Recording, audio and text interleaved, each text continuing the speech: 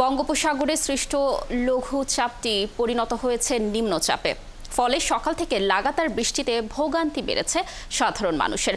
আবহাওয়া অধিদপ্তর বলছে নিম্নচাপটি হতে পারে আরও শক্তিশালী, বাড়তে পারে বৃষ্টিপাত। তবে আপাতত ঘূর্ণিঝড়ের সম্ভাবনা দেখছে না আবহাওয়া অফিস।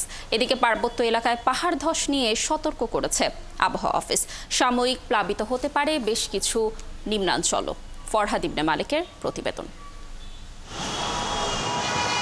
27 মে বঙ্গোপসাগর ও তার আশেপাশের এলাকায় সৃষ্টি হওয়া লঘুচাপটি বুধবার রূপ নেয় সুস্পষ্ট লঘুচাপে, যা বৃহস্পতিবার সকালে পরিণত হয় নিম্নচাপে।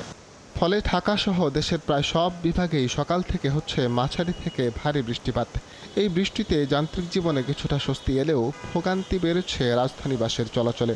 হঠাৎ করে বৃষ্টি হওয়াতে আমরা যারা চাকরিজীবী, আমাদের তো কষ্ট, সময় মেনটেন হচ্ছে না। এতক্ষণ তো ইয়ার নিচে ছিলাম, কারণ বাজার ফ্লাইওভারের নিচে ছিলাম।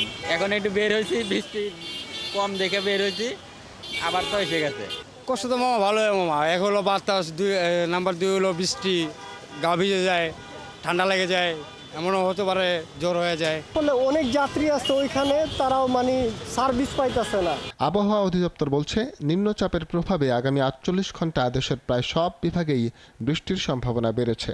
খুলনা, বরিশাল, চট্টগ্রাম, সিলেট, ঢাকা, ময়মনসিংহ, রংপুর ও রাজশাহী বিভাগের অনেক জায়গায় ভারী থেকে অতি ভারী বৃষ্টিপাতের সম্ভাবনা রয়েছে। কক্সবাজার, বান্দরবান, খাগড়াছড়ি, রাঙামাটি, চট্টগ্রাম এইসব অঞ্চলের পাহাড়ি এলাকার কোথাও কোথাও ভূমিধসের সম্ভাবনা রয়েছে।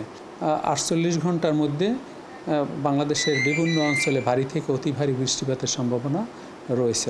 তবে নিম্নচাপটি আরও কিছুটা শক্তিশালী হলেও তা ঘূর্ণিঝড়ে রূপ নেবার কোনো সম্ভাবনা নেই। নিম্নচাপের কেন্দ্র থেকে একটু দূরে অনেক সময় বজ্রঝড় হয় এবং এই বজ্রঝড় থেকে অনেক সময় বজ্রপাতেরও সম্ভাবনা থাকে। এটি আরেকটু শক্তিমাত্রা অর্জন করার সম্ভাবনা রয়েছে, তবে এটি ঘূর্ণিঝড়ের রূপ নেওয়ার কোনো সম্ভাবনা নেই। নিম্নচাপের কারণে দেশের সব সমুদ্র বন্দরকে 3 নম্বর ও নদী বন্দরগুলোতে 2 নম্বর সতর্কতা সংকেতে দেখিয়ে যেতে বলা হয়েছে। ফরহাদ ইবনে মালিক, 71, ঢাকা।